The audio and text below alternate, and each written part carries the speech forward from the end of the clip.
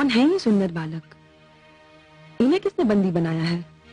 हम भगवान विष्णु के आप्त वचन माता दानव हयग्रीव हमारा अपहरण करके हमें यहाँ ले आया है।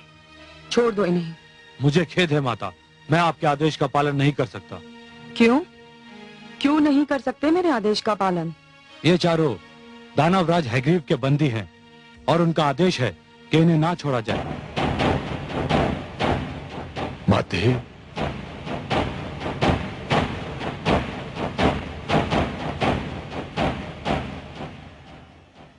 पुत्र, इन बेचारों को क्यों बंदी बनाकर रखा है?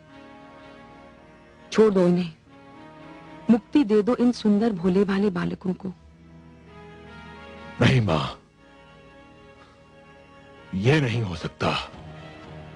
ये भगवान विष्णु के आप्त वचन हैं, ज्ञान का भंडार है, बहुत महान है।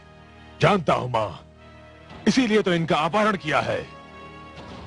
विष्णु ने इन्हें मानव कल्याण के लिए जन्म दिया है, दानव समाज को नीचा दिखाने के लिए रचा है इन्हें। परंतु पुत्र, तू क्या करेगा इनका? कुछ नहीं मां, बस इन्हें बंदी बनाकर रखूंगा। ज्ञान, बुद्धि और प्रकाश को तू बंदी बनाकर रखना चाहता है? मेरी मान, यदि तू इन्हें ले ही आया है तो इनसे कुछ ज्ञान सीख ले, बुद्धि प्राप्त कर ले, इनके प्रकाश से अपने जीवन में उजाला कर ले। मुझे इन वस्तुओं की कोई आवश्यकता नहीं है मां। कैसे आवश्यकता होगी तुझे इन वस्तुओं की? तेरे मस्तिष्क में तो अज्ञान और अहंकार भरा हुआ है। कैसा अभागा है तू? तेरे घर में ज्ञान और बुद्धि के 4 दीपक हैं और तू अंधेरों में भटक रहा है। मां, तुम जब भी आती हो मेरे लिए अब शब्दों का ही उपहार लाती हो। कैसी माता हो तुम? कैसी माता हूं मैं? एक अभागन माता हूं। और कैसी माता हूं मैं? मैं ऐसी माता हूं जिसे उसकी संतान ने एक पल भी सुख नहीं दिया। तुम चाहती क्या हो मां? मैं चाहती हूं कि तू इन्हें मुक्त कर दे। नहीं करूंगा। तो फिर मैं ले जाऊंगी इन्हें अपने साथ। नहीं ले जाने दूंगा। मैं देखती हूँ कौन रोकता है मुझे। मैं रोकूंगा इन्हें।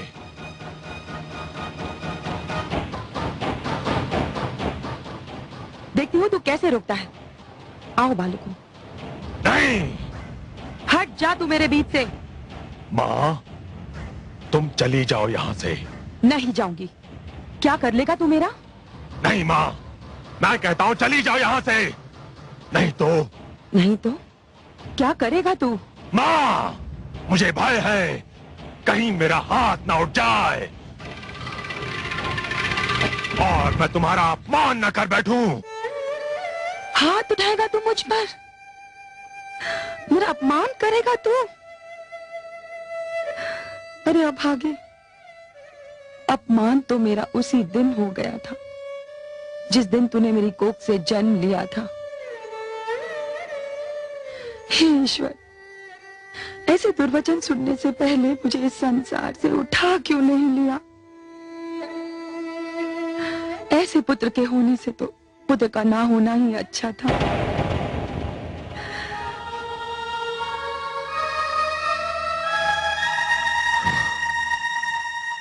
अब तुमने यदि किसी से सहायता मांगी अथवा मांगने की चेष्टा की तो मैं तुम सबको नष्ट कर दूंगा।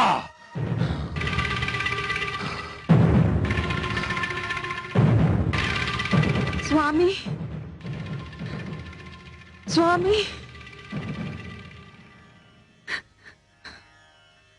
स्वामी,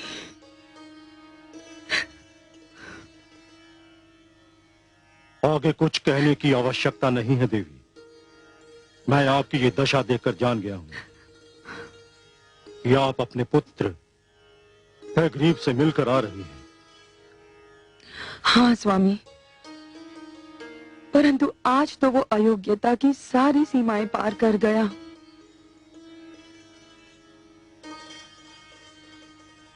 जो किसी सीमा को मानता ही ना हो उस पर यह दोष लगाना ही व्यर्थ है कि वो अयोग्यताओं की सारी सीमाएं पार कर गया। फिर भी क्या किया है उसने? उसने भगवान विष्णु के आप्त वचन 4 वेदों को बंदी बनाकर रखा है।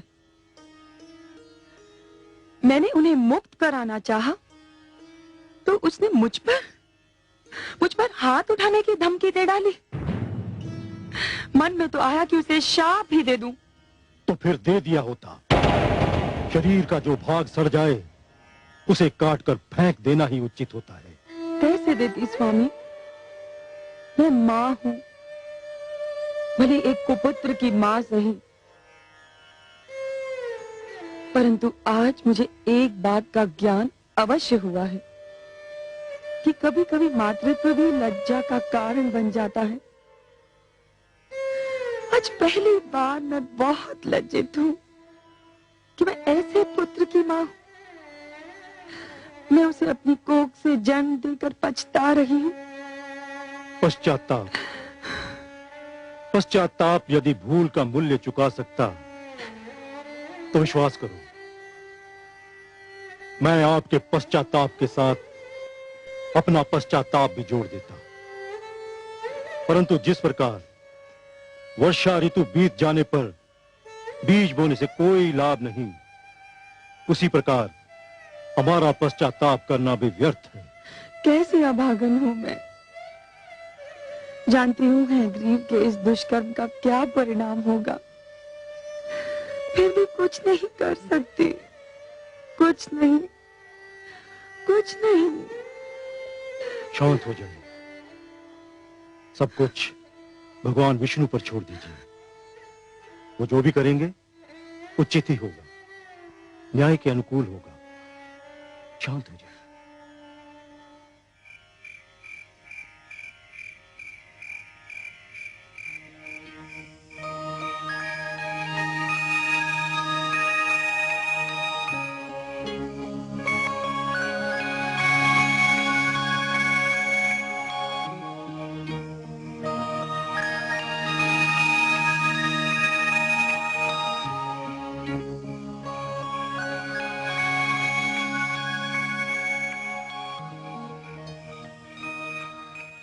महाराज, महाराज, महाराज, महाराज, महाराज, महाराज, महाराज। ये मुझे कौन पुकार रहा है? क्या हुआ स्वामी? मुझे ऐसा लगा जैसे कोई मुझे महाराज महाराज कहकर पुकार रहा हो। कौन था वो?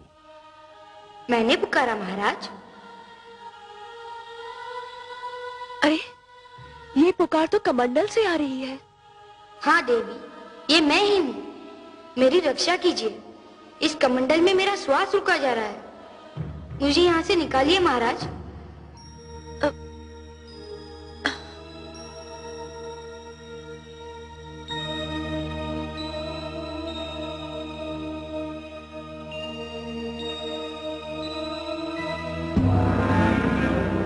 अरे, मत्स्य का आकार तो कमंडल के बराबर हो गया है। मुझे अनुमान नहीं था कि कोई जलचर एक ही रात्रि में इतना बड़ा हो जाता है। इस कमंडल में तो इसका श्वास घुट जाएगा। मैं इसे बाहर के जलाशय में छोड़ आता हूं। इसे वहां चैन मिल जाएगा।